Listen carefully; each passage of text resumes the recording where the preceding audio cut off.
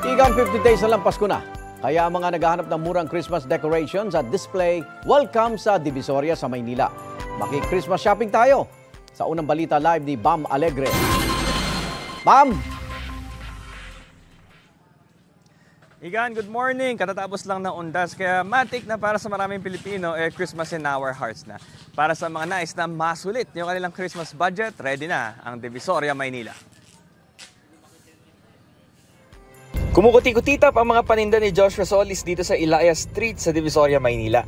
Mabenta na raw ito habang naghahanda ng mga pamilya na bihisan ng Christmas lights sa kanilang mga bahay. 150 pesos ang pinakamura na ordinary lights. Pero dagdagan lang ito ng kaunti at makakakuha na ng super bright mabuhay lights para sa 300 pesos. O kaya ang mas mahahabang curtain lights na 700 pesos.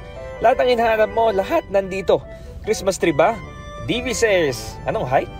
Ang 3 feet, 300 pesos lang. 4 feet, 550 pesos. 5 feet, 750 pesos. At 6 feet, 1,200 pesos. Dagdagan din ng mga pasabit, 50 pesos sa maliliit na design tulad ng mga ice cream. O kaya 350 pesos para kay Santa Claus.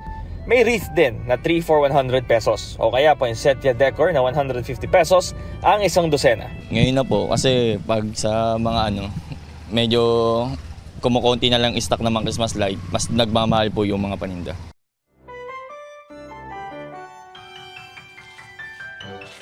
Igan, tip lang natin sa mga early bird, no? Alas 5 pa lang na umaga, bukas na yung mga stall dito sa Ilaya, dito sa Divisoria. At walang hassle, walang traffic. Ito ang unang balita mula rito sa Divisoria, Maynila. Bam Alegre para sa GMA Integrated News.